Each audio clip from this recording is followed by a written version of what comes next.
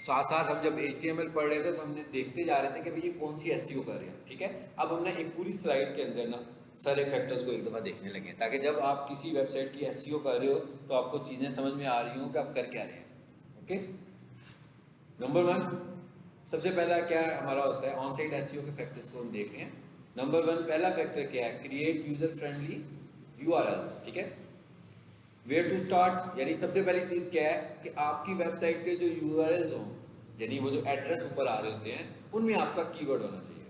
ये sir top priority, जैसे companies जो होती हैं, जैसे मैं वो peaksolutions.edu.pk, ये एक वेबसाइट है, URL है ना, तो पीक सोल्यूशन उन्होंने क्या किया, URL में टाइप कर दिया। तो जो नाम हम URL में टाइप करते हैं उसके रैंक होने के चांसेस काफ़ी ज़्यादा होते हैं। यानी गूगल का जो पहला स्टैंडर्ड है वो क्या है कि कीवर्ड इन URL।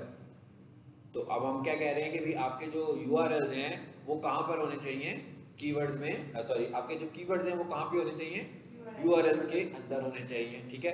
बजाय इसके कि अजीब सा URL रख रहे हैं, जो भी आपका कीवर्ड है जिसको आप रैंक करवाना चाहते हो उसके साथ आप बनाएंगे। जैसे यहाँ पर देख रहे हो podcast, webinars, what to choose, ये उसने अपना कीवर्ड यहाँ पर चूज कर लिया। जैसे मैं ये कहूँ digital marketing courses in Lahore, तो वो लिखेंगे, लिखने का क्या तरीका होता है, लिखने का ये तरीका होता है हर वर्ड के बाद आपने स्पेस देना है, स्मॉल लेटर्स में लिखना है, कैपिटल लेटर्स में URL को नहीं देना, छोटी ABC में लिखना है, स्पेस नहीं देना, स्पेस की जगह पर हाइफन को यूज करना है, जैसे आप इस एग्जांपल में देख रहे हो। तो ये हुआ SEO का एक फैक्टर। आगे चलें, फिर दूसरे नंबर पर क्या आ गया, यूज टाइटल टैग। ये हमने मेरा ख्याल है काफी दफा देखा है पढ़ते पढ़ते कि भाई टाइटल के अंदर कीवर्ड लेकर आओ, ठीक है। और सबको पता है कि 60 कैरेक्टर्स में लाते हैं, और फिर हमने ये भी कहा था कि उसके 580 पिक्सल्स भी होने चाहिए। ये हमने SEO के शुरू में पढ़ा है, आपने नहीं पढ़ा हुआ, ठीक है। SEO के शुरू में पढ़ा, यानी ये एक तरह से चेकलिस्ट सामने आ रही है ना SEO करने के लिए क्या है। तो ये देख लें, इसको हम क्या कह रहे हैं कि ये भी ऑन साइट SEO का एक फैक्टर है। ये देखें एग्जाम्पल आ गई सामने। ओके, फिर आगे चलते हैं, नीचे तीसरे हिस्से पे चलते हैं।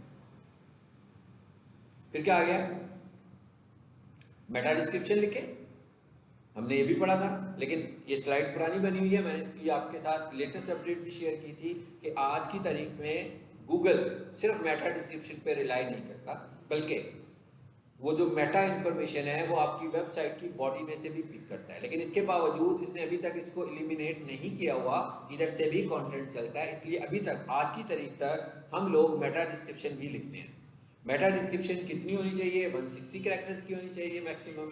मेटा डिस्क्रिप्शन के पहले सेंटेंस में आपका कीवर्ड होना चाहिए।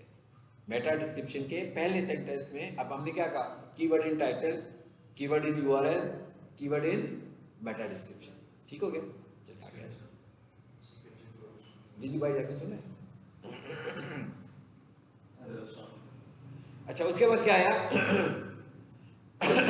Pay attention to headlines. मेरा खाली हम समझते हैं पहले से ही, मैंने कहा था कि जो हेडलाइन है H1, H2, H3, H4, H6, एक वेबसाइट के अंदर एक H1 होना चाहिए, ज्यादा से ज्यादा 2 H2 होने चाहिए, और बहुत सारे बाकी की हेडलाइंस हो सकती हैं। ये बिल्कुल उसी तरह ही है जैसे हम लोग कुछ लिखते हैं तो बुलेट्स लगा लेते हैं, पॉइंट्स की शक्ल में लिखना होता है ना, ऊपर मेन हेडिंग लिखते हैं, फिर लिखते हैं 1, फिर लिखते हैं 2, फिर लिखते हैं 3। तो क्या कर रहे हैं, डिफाइन कर रहे हैं। वो भी यही कह रहा है कि अपने मेन कंटेंट को और अपने सब कंटेंट को डिफाइन करो। एक से ज्यादा आपने H1 यूज नहीं करने, जो भी आपका प्राइमरी कीवर्ड होगा उसके लिए आप क्या यूज करोगे, H1। उसके बाद अगर आपके सेकेंडरी कीवर्ड है कोई, उसको आप 2 दफा यूज कर लो। लेकिन इसके बाद आके जितने भी सब कीवर्ड्स आने लगे हुए हैं उन सब को आप क्या करोगे, सेकेंडरीली कीवर्ड्स का इस्तेमाल करेंगे। यानी H4 को भी कर सकते हैं, H3 को भी कर सकते हैं, और बहुत सारे कर सकते हैं। मिसाल के तौर पर मैं क्या कहता हूँ, जैसे हम कोई चैप्टर शुरू करते हैं, उस पर लिखा होता है ना 1, और उसके आगे एक टॉपिक आ जाता है, फिर क्या होता है, फिर नीचे आ जाता है 1.1, फिर क्या आता है 1.2, 1.3, 1.4, और अगर 1.4 को फर्दर एक्सप्लेन करना हो तो क्या करते हैं 1.4.1। इस मकसद के लिए हमने हेडिंग स्टाइल का इस्तेमाल करना है। तो हमने क्या करना है, मेन टॉपिक H1, सब टॉपिक H2, सब टॉपिक ऑफ सब टॉपिक्स H3 कर लेंगे। अब सब टॉपिक ऑफ सब टॉपिक 4 हैं तो 4 H3, उस सब टॉपिक की आगे से मजीद सब टॉपिक्स H4, सेकेंडरी के सब topics H5 H6 total 6 heading styles है। तो ये पर्पज है, ये बहुत ही एक स्ट्रॉन्ग स्टैंडर्ड है गूगल का जो वो चेक करता है। अगर आप करते हो प्रॉपर हेडलाइंस का इस्तेमाल तो गूगल समझता है कि आपकी वेबसाइट का स्ट्रक्चर जो है वो बिल्कुल ठीक है। और अगर मैं इस्तेमाल नहीं करता या प्रॉपर नहीं करता, प्रॉपर का क्या मतलब है, इसको इस्तेमाल करने का तरीका ये है कि ऊपर से नीचे की तरफ को आना है। यानी कि जो आपकी मेन हेडिंग होगी वो क्या होनी चाहिए 1, जो सब हेडिंग हो वो 2, और सब हेडिंग ऑफ सब हेडिंग क्या होनी चाहिए, फिर 2 के नीचे ही आना है 4। ऐसा नहीं करना कि 4 से निकल कर फिर ऊपर 2 पर चले जाएंगे। अगर फिर वापस 2 पर जाएंगे तो स्ट्रक्चर खराब कर दिया आपने, ठीक है। और बेसिकली गूगल को हेडिंग्स की इतनी परवाह क्यों है? बेसिकली गूगल हेडिंग्स में आपके कीवर्ड्स को ढूंढता है और अंदाजा लगाता है कि हेडिंग के मुताबिक ये आपका प्राइमरी कीवर्ड है कि ये आपका सेकेंडरी कीवर्ड है। क्लियर? अब आ जाते हैं आगे। ये सीक्वेंस होता है यूज करने का।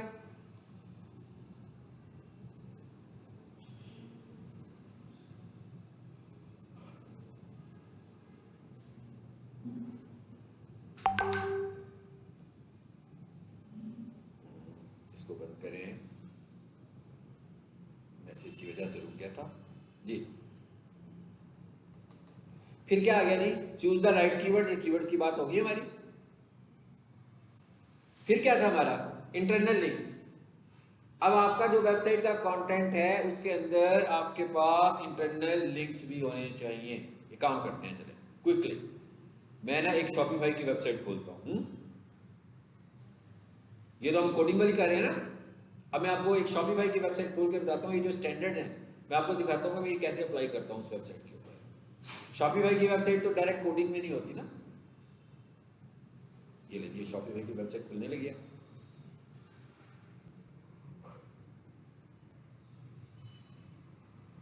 इसे खुल जाने दें।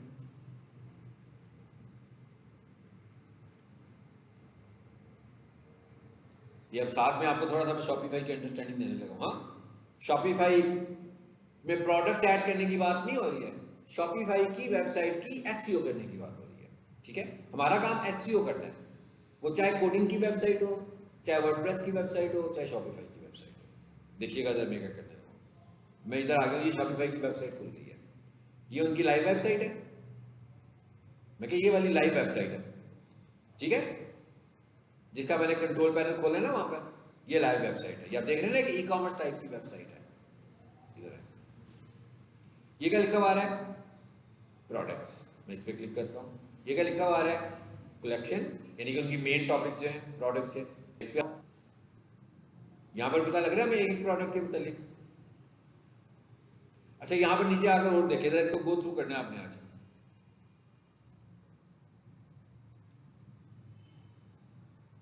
ये क्या लिखा हुआ है, एप्स। जरा इस पर क्लिक करें पहले।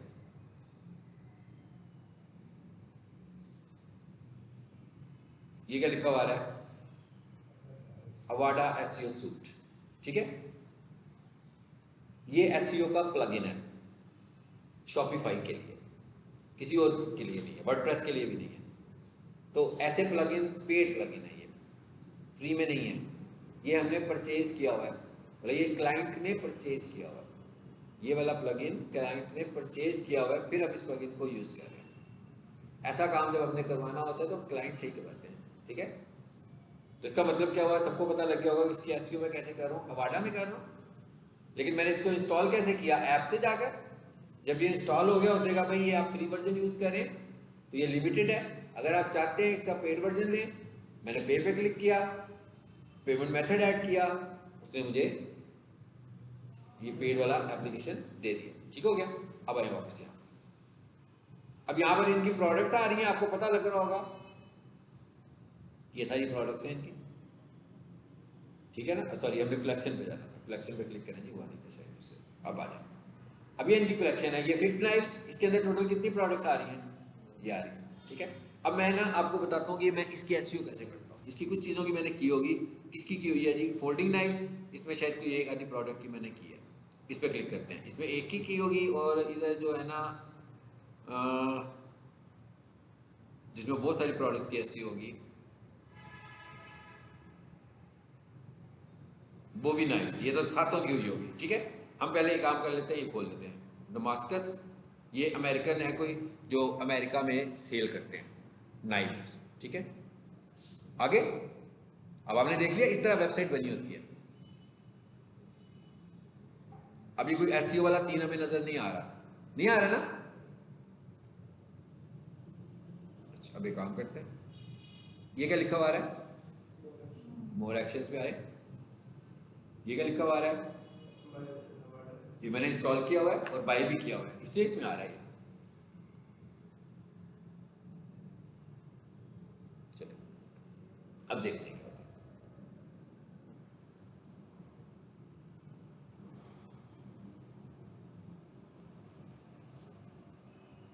एसईओ स्कोर आ रहा है, कितना आ रहा है? 97। जरूरी नहीं होता हर प्रोडक्ट का 97 हो, ऐसा भी हो सकता है किसी का 80 हो, किसी का 85 हो, किसी का 90 हो, किसी का 92 हो। ठीक है, अब आप ये देखेंगे, अब ये एसईओ को मैं दिखाने लगूँ आपको, ये बिल्कुल डिफरेंट तरीके से एसईओ होगी इसकी। वहां पर जो हम एसईओ कर रहे थे आपने देखा कोडिंग में हो रही थी ना, यहाँ पर बिल्कुल ही डिफरेंट तरीके से हो रही है। नंबर 1 ऊपर आकर देखिए क्या कह रहा है। सबसे पहले मैंने क्या किया होगा, ये क्या लिखा हुआ है? Main keyword. कीवर्ड निकाला तो स्कोर कम हो गया ना। तो कीवर्ड क्या था हमारा जी? Damascus folding knifes. मैंने यहां पर आया,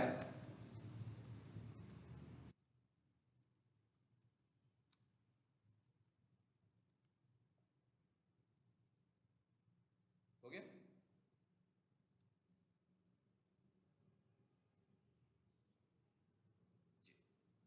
अब फिर क्या आया? रिलेटेड कीवर्ड्स ने खुद कुछ ऐड कर दिया यहां पर। ठीक है, इसका मतलब पहले मैंने कीवर्ड निकाला होगा ना इसका, कि भाई इसको किस कीवर्ड के ऊपर इसकी प्रोडक्ट को रैंक करवाना है। इनकी ये प्रोडक्ट जो है ये किस कैटेगरी में आ रही है? फोल्डिंग नाइफ्स में आ रही है, डेमास्कस इनकी ब्रांड है, तो इसको हमने किया। उसके बाद रिलेटेड कीवर्ड्स इसने मुझे कुछ खुद दिखाए, दिखा रहे हैं ना। मैंने यहाँ पर डेमास्कस ऐड कर दिया, फोल्डिंग ऐड कर दिया। ये याद है ना आपको? एलएसआई कीवर्ड्स, रिलेटेड कीवर्ड्स हम उनको बोलते हैं, जो हमने कॉन्सेप्ट पढ़ा था एलएसआई कीवर्ड्स का कीवर्ड रिसर्च के अंदर। ठीक है, अगर आपको लग रहा है कि कोई और कीवर्ड भी है जो एलएसआई के तौर पर आपको यूज करना है,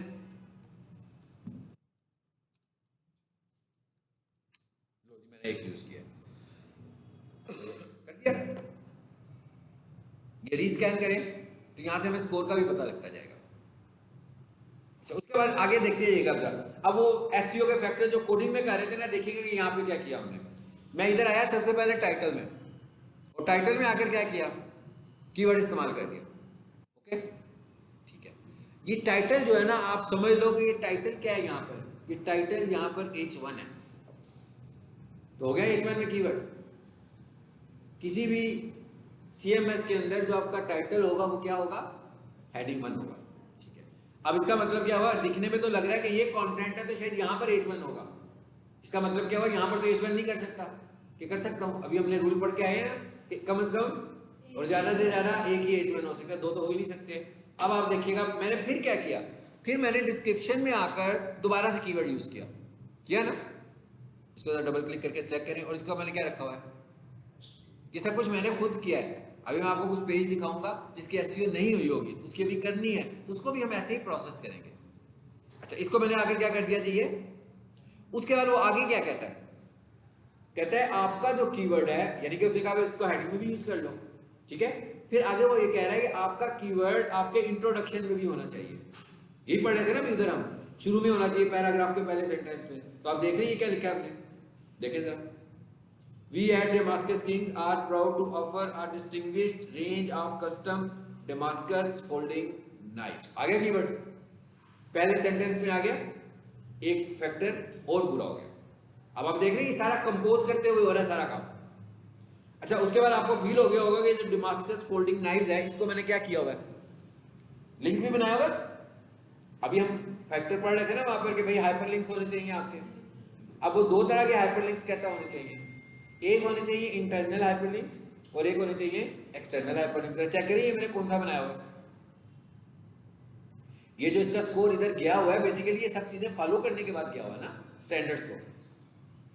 जैसे मैं इसके सपोज करें इसमें से मैं कोई चीज हटाऊंगा, भाई क्या कर रहे हो, क्यों तंग कर रहे हो?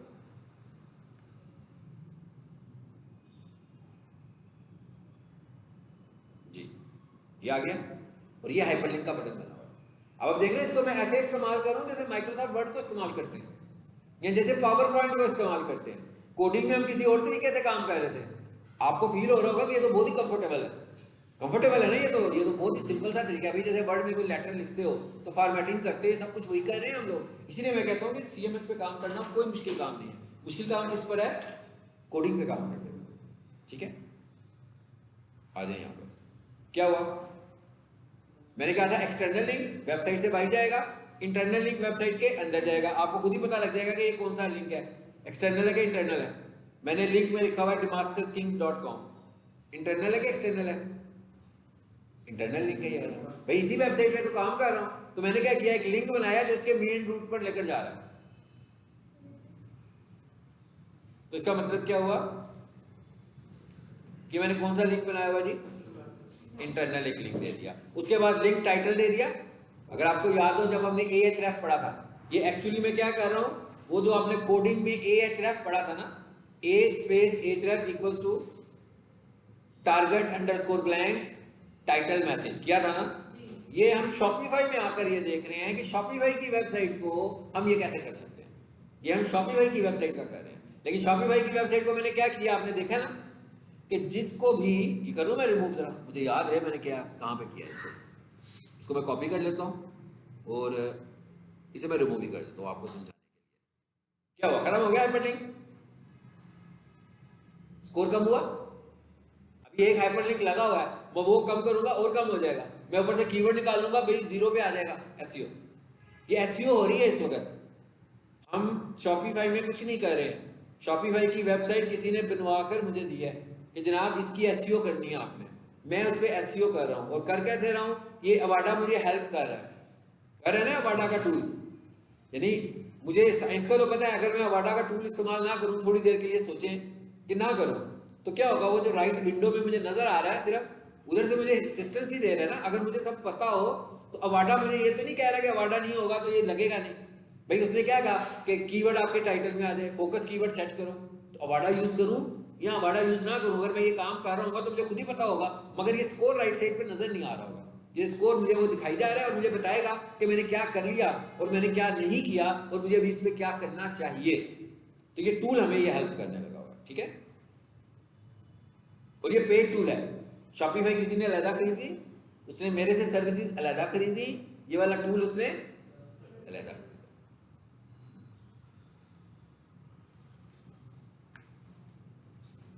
चलिए अब हम इधर आ जाते हैं वापस। अब मैं आपके सामने बनाने लगूं लिंक, ठीक है। मैंने क्या कहा भाई, क्योंकि वो मुझे क्या कह रहा था, देखिए क्या कह रहा है, पढ़ लें यहाँ पे।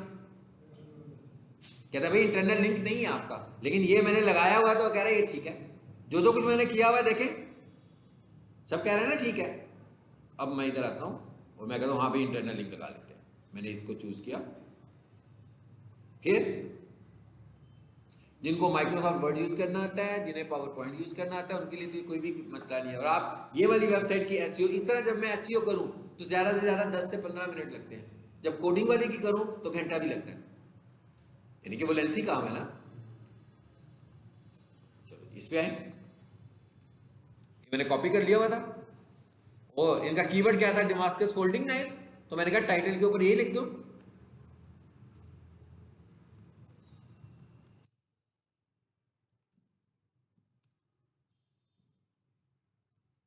और उसके बाद ये देखेंगे क्या लिखा हुआ है,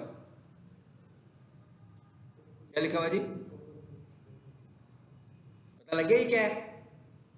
ये टारगेट का एट्रीब्यूट है, अंडरस्कोर ब्लैंक और अंडरस्कोर पेरेंट था ना।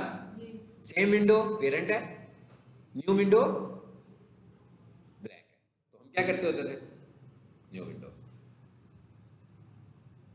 हो गया।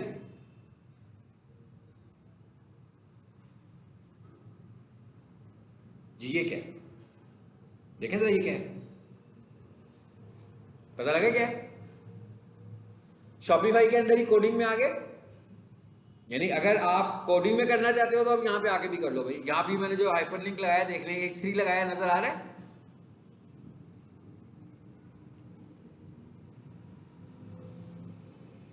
देखें जी कहां पर है, नजर आ गया आपको। अब आप कोडिंग में एक्सपर्ट हैं, आप टोटल कुछ भी कर सकते हो। हाँ, सेम इसी तरीके से वर्डप्रेस की वेबसाइट पे भी होता है, वो भी इसी तरह ग्राफिक इंटरफेस में काम कर रहे होते हैं। चलो वापस स्कोर उतना ही हो गया जी। अगला फैक्टर क्या था? एक उसने क्या कहा था, इंटरनल लिंक लगाओ। एक उसने क्या कहा था, एक्सटर्नल लिंक लगाओ। देखें जरा कौन सा एक्सटर्नल लगाया हुआ हमने। अब मैं कहां लेकर गया हूं, देखें facebook.com/damascus अब मैं उनके सोशल मीडिया पे ले गया हूं यहां से। तो क्या हुआ, एक्सटर्नल लिंक लग गया।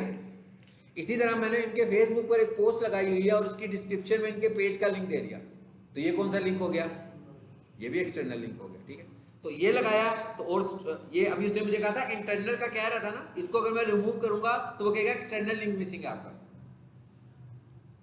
समझ में आ गया? ओके, आगे आ जाए हम। और हमने क्या किया हुआ यहाँ पे, और सिर्फ मैंने पैराग्राफ को रिफाइन किया हुआ है, पैराग्राफ्स को छोटा किया हुआ है, इंग्लिश को इजी किया हुआ है। अच्छा यहाँ आकर देखें जरा और क्या है, ये मेटा डिस्क्रिप्शन। यूआरएल लेंथ कितनी होनी चाहिए जी? अभी हमने यूआरएल लेंथ पढ़ा था ना कि यूआरएल में कीवर्ड होना चाहिए और लंबा नहीं होना चाहिए यूआरएल ज़्यादा। ये भी एसईओ का फैक्टर है। जैसे मिसाल के तौर पे मैं कहता हूँ एक वेबसाइट है DEC किचन और एक वेबसाइट है दस्तगीर engineering.com। तो दस्तगीर इंजीनियरिंग क्या है, लंबा यूआरएल है। ठीक है, सो गूगल ज़्यादा रिकमेंड करता है शॉर्ट यूआरएल्स को, लंबे यूआरएल्स को कम रिकमेंड करता है। तो अब वो क्या कह रहा है, कहता है भाई आप एक काम करें कि कहता है ये हुआ हुआ है, ये काम आपका हुआ हुआ है ना, ये मैंने किया हुआ है ना, देखें जरा मैंने क्या किया हुआ है। लेकिन इस जगह पे मैंने जाना कैसे है, जरा ये देखिएगा, नीचे है नीचे है नीचे है, और यहाँ पे आकर देखें जी, ये क्या लिखा हुआ है, कस्टम मेटा डाटा। ऑफ कर दिया मैंने इस ऑप्शन को, इस पर क्लिक कीजिए। यहां आकर मैंने ऐड किया हुआ है, देख लें खुद ऐड किया हुआ है। भी क्या किया हुआ है, पहले डेमास्कस फोल्डिंग नाइफ्स। आपको ये बिल्कुल वो चीज़ है। क्या है पहले पता लग गया होगा आप 60 कैरेक्टर्स देखकर, सॉरी 70 कैरेक्टर्स देख के पता लगे क्या है।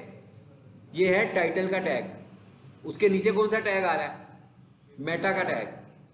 यहां पर आकर हम टाइटल का टैग और मेटा का tag in terms of information देने लगे हुए हैं। यानी कि यहाँ पर आप टाइटल नहीं लिख रहे, टैग टाइटल नहीं लिख रहे, लेकिन उसकी जो इन्फॉर्मेशन है वो सारी दे रहे हो। यहाँ पर आप टैग मेटा नहीं लिख रहे, मगर उसकी इन्फॉर्मेशन हम दे रहे हैं। आप देख रहे हैं मैंने कितना टाइटल दिया हुआ है, 57 कैरेक्टर्स में। इसने आपको 70 कैरेक्टर्स की चॉइस दी है। अच्छा ये ध्यान में रखिएगा, यहाँ पर जो लिमिटेशंस आ रही हैं ये गूगल के स्टैंडर्ड्स नहीं है। यहाँ पर जो लिमिटेशन शो हो रही है ये शॉपिफाई ने गूगल के स्टैंडर्ड्स को एंटर किया हुआ है, यहाँ पर प्रोग्राम किया हुआ उसने। ठीक है, आपको पता है मैं आपसे कहता था कि 60 कैरेक्टर्स होना चाहिए, हमारे लिए 60 ही होने चाहिए। ठीक है, मेटा डिस्क्रिप्शन कितनी होनी चाहिए, 153 आप 320 कैरेक्टर्स यूज। देखें शॉपिफाई क्या कह रहा है, 320 करो, ये कह रहा है ना, ये स्टैंडर्ड नहीं है। हमें पता होना चाहिए कि स्टैंडर्ड क्या है, तो हम उससे आगे नहीं जाएंगे लेकर इसको। अगर मैं लेकर जाऊंगा तो शायद ये अपना, देखेंगे ये स्कोर भी तो इसी का ही है ना, स्टैंडर्ड भी तो इसी का ही है। ये तो शॉपिफाई का स्टैंडर्ड है। यहाँ पर जो चीजें यहाँ पर फुलफिल हो रही है एवाडा के साथ मिलकर, वो शॉपिफाई का स्टैंडर्ड है। गूगल के स्टैंडर्ड का मुझे पता होना चाहिए। तो आप देख रहे हो मैंने 320 में कितने यूज किए, सिर्फ 153 कैरेक्टर्स, कि भाई ये 160 से ऊपर ना जाए। तो इसका मतलब क्या हुआ, एक और स्टैंडर्ड फॉलो हो गया। ये सब ऑनसाइट एसईओ होने लगी हुई है। किसकी हो रही है, शॉपिफाई की वेबसाइट की हो रही है। एक प्रोडक्ट की हो गई तो उसके पास 100 प्रोडक्ट्स होंगी तो ऐसी होगी ना, एक एक करके मैं सबकी करूंगा एसईओ, 1 बाय 1 हम सबकी एसईओ करेंगे। फिर आगे क्या आ गया, यूआरएल हैंडल। देखें जरा, हमने यहां पे यूआरएल क्या दिया हुआ है, डेमास्कस फोल्डिंग नाइफ्स। ये वही है जो प्राइमरी कीवर्ड है आपका। तो हमने क्या किया, प्राइमरी कीवर्ड को भी कहां पे ले आए, यूआरएल एड्रेस के अंदर। ओके, ये एक एक्स्ट्रा चीज है, इस पे हम काम कर सकते हैं। क्या, एफएक्यू बनाने हैं अपने, ये एफएक्यू बिल्डर है, पता लग गया। ताकि जब कोई बंदा इस पेज पर आएगा तो आपने कुछ क्वेश्चंस भी बना के रखे हुए हैं। ठीक है, तो ये हमें बहुत ज्यादा क्लाइंट के साथ कम्युनिकेट करके क्वेश्चंस भी बनाने हैं और उसके आंसर्स भी बनाने हैं। ये सारी चीजें मुझे दे कौन रहा है, ये अवाडा दे रहा है।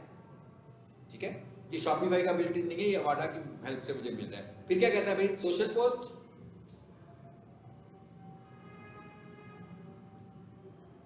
यहां भी मैं कुछ लिखना चाहूँ तो पोस्ट बना सकता हूँ, सोशल मीडिया के लिए कोई पोस्ट भी यहां से बना सकता हूँ। भाई ये सारे फैक्टर्स पूरे हो गए। ये अभी मैंने आपको जो चीजें बताई हैं ये सारी फुलफिल हुई हैं, तो उसने इसके स्कोर को बढ़ा दिया। अच्छा, अब इधर आए, दूसरे नंबर पर है कंटेंट एसईओ गया जी।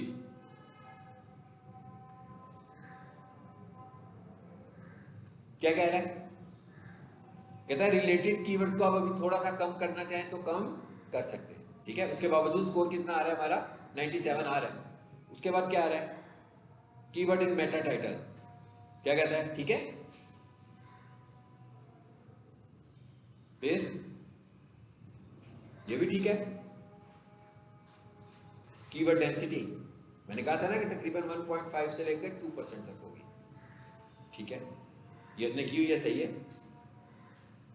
फिर टेक्स्ट लेंथ,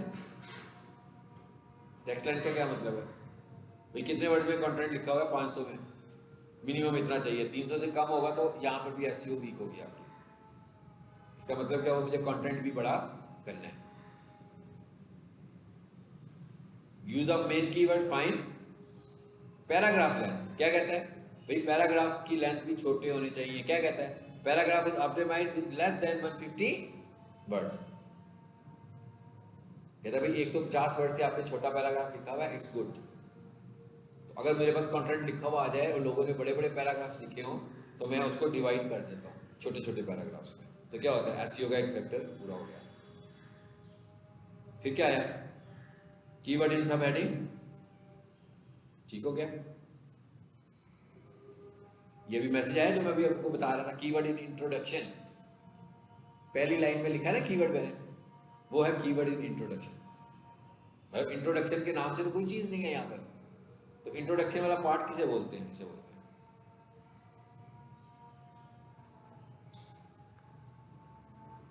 इसे बोल रहे हैं, ठीक है। कीवर्ड इन यूआरएल, ये क्या लिखा हुआ आ रहा है जी, इंडेक्स हो। अभी हमने प्रीवियस क्लास में इंडेक्सिंग पढ़ी है ना, फॉर द टाइमिंग थोड़ी देर के लिए सोचे, हम कहते हैं इंडेक्सिंग नहीं होनी चाहिए, क्या हुआ, ये वाली फाइल इंडेक्स नहीं होगी, तो इंडेक्स नहीं होगी तो रैंक भी नहीं होगी। तो ये कब करेंगे, जब आपको लग रहा हो कि अभी आप इस पेज को लाइव नहीं करना चाहते, इसको ऑप्टिमाइज नहीं करना चाहते, आप इसे ऑफ कर देते हैं। उसके बाद क्या आ रहा है, फॉलो। हमारे पास दो तरह के लिंक्स होते हैं, एक लिंक को हम बोलते हैं डू फॉलो और एक को हम बोलते हैं नो फॉलो। फॉलो का मतलब डू फॉलो लिंक है ये, इसका क्या मतलब हुआ, इसका मतलब ये हुआ कि जो इसके बाकी के पेज हैं जिनके ऊपर इसके लिंक्स लगे हुए हैं, अगर इसका रैंक अच्छा बन रहा है तो इसकी जो अथॉरिटी है वो दूसरों को मिलेगी, यानी इसकी वजह से दूसरे भी बेहतर हो जाएंगे। इसका क्या मतलब हुआ, इसकी एग्जांपल हम यूँ कर लेते हैं, हम कहते हैं भाई हमने सड़क के ऊपर ना बैनर लगाया हुआ है पीक स्टेशन का, फिर हम दूसरे लम्हे कहते हैं कि हमने पैकेजेस माल के अंदर किसी ब्रांड के अंदर बैनर लगाया हुआ है। फर्क है कि नहीं है दोनों में, ज़्यादा अथॉरिटी कहाँ से मिलेगी हमें, ब्रांड से मिलेगी ना, क्योंकि वो उसकी ऑलरेडी अथॉरिटी बिल्ड हो चुकी हुई है। रोड की अथॉरिटी वो नहीं होगी, रोड से इंफॉर्मेशन जरूर जाएगी मगर उसकी अथॉरिटी का लेवल वो नहीं होगा जो ब्रांड के अंदर लगे हुए ऐड का लेवल होगा। तो यही वो कह रहा है, कहता है कि ये इसकी जो अथॉरिटी है तो दूसरे लिंक को शेयर करानी है आपने, क्या नहीं करानी है, लेकिन दूसरों को नहीं करा रहे आप अपने ही पेजेस को करा रहे हो, तो करानी चाहिए ना, फॉलो करवाना चाहिए, इसलिए हमने इसको फॉलो किया। आप इधर आ जाते हैं, ये क्या लिखा हुआ आ रहा है, ये आपको पता लग गया होगा, ये अवाडा की वजह से मिल रहा है हमें सब कुछ। ये मैंने कहा आज आपको शॉपिफाई की वेबसाइट साथ एसईओ करा देता हूँ, ठीक है। तो हम इधर आए, वो क्या कहता है भाई कुछ चेंजेस किया आपने, भाई कुछ नुकसान तो नहीं किया, मैंने नहीं किया, इसको सेव कर दें। अब आ जाइए स्पीड अप पे, ये देखिए जरा, ये दिखा रहा है, ये स्पीड दिखा रहा है इसके, ये स्पीड का स्कोर इसका दिखा रहा है। अब स्पीड का स्कोर एसईओ वाला बंदा नहीं बढ़ा सकता, ये तो वेबसाइट को रिलेट कर रहा है ना, ठीक है, लेकिन हम कोशिश करते हैं कि इसको बढ़ाएं, इसकी सेटिंग्स में है, खुद ही ऑन होने लगी हैं चीजें सारी, ये टूल ऑन कर रहा है ना, क्या कहता है जेएस? जावास्क्रिप्ट के कोड को ऑप्टिमाइज करेगा, पेज लोड टाइम को बेहतर करेगा, ठीक है। और ये क्या किया, मिनिमलिस्ट किया हुआ है कि भाई कम से कम साइज में ले जाओ उनके पेज को। सारी सेटिंग्स हो गई। एक स्टेप पीछे आते हैं, यहां से वापस आए और फिर क्या करें, स्पीड अप नाउ। नीचे आकर देखें जरा क्या कहता है। कहता है अगर तो आप टेस्ट करना चाहते हैं तो इस तरह कर लें, ये इसकी डुप्लीकेट कॉपी बनाएगा ताकि आपका ओरिजिनल पेज खराब ना हो। लेकिन अगर आपको यकीन है कि आप ठीक काम कर रहे हैं तो अपने थीम को चूज करें। अब हमारा थीम कौन सा है, ये ऊपर कह रहा है अवाडा वाला थीम आपका है कि ये वाला थीम आपका है। तो मुझे पता है कि हमारा जो शॉपिफाई का थीम है कौन सा है, ये वाला है। तो मैं कहता हूँ इस पर अप्लाई करो। इसको मैंने चूज किया। थीम का क्या मतलब है भाई, वो जो डिजाइन नजर आ रहा है पेज का जिस पे हम काम कर रहे हैं, तो हम इसको स्पीड अप कर देते हैं। चलो ये देखें शुरू हो गए वो सारे काम अप्लाई होने।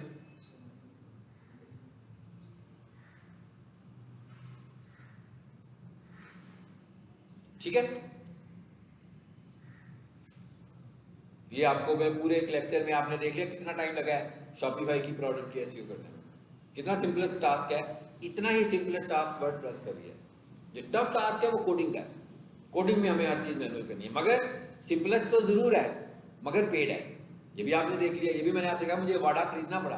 अब थोड़ी देर के लिए सोचते हैं कि भाई मुझे तो पता है ये करना है, तो मैं वाडा ना भी खरीदूं।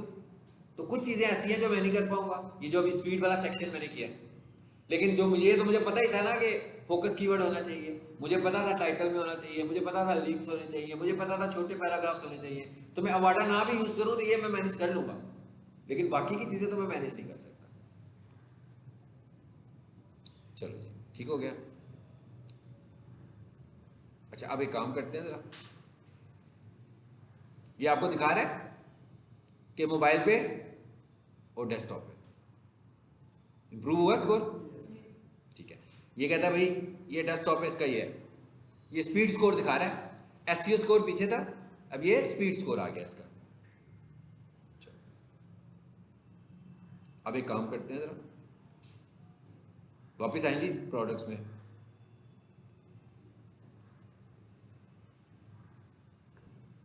अभी हमने इसकी एक की है ना,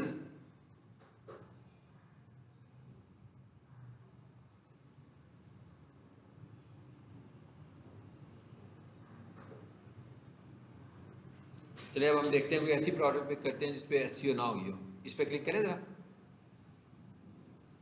कि जब मैं एसईओ शुरू करके स्टेट से शुरू करता हूं इन प्रोडक्ट्स की। ये देखें ये प्रोडक्ट आ गई, यहां पे तो कहीं नहीं आ रहा ना कीवर्ड कहां पे मेंशन करना है। अब मैं इधर आता हूं मोर एक्शन, और फिर कहां जाऊंगा, ऑप्टिमाइज इन अवाडा। ये अवाडा जो है ये एसईओ उसका शॉपिफाई का हिस्सा नहीं है, ये अलहदा से हमने ऐप इसमें इंस्टॉल किया हुआ है और परचेज किया हुआ है।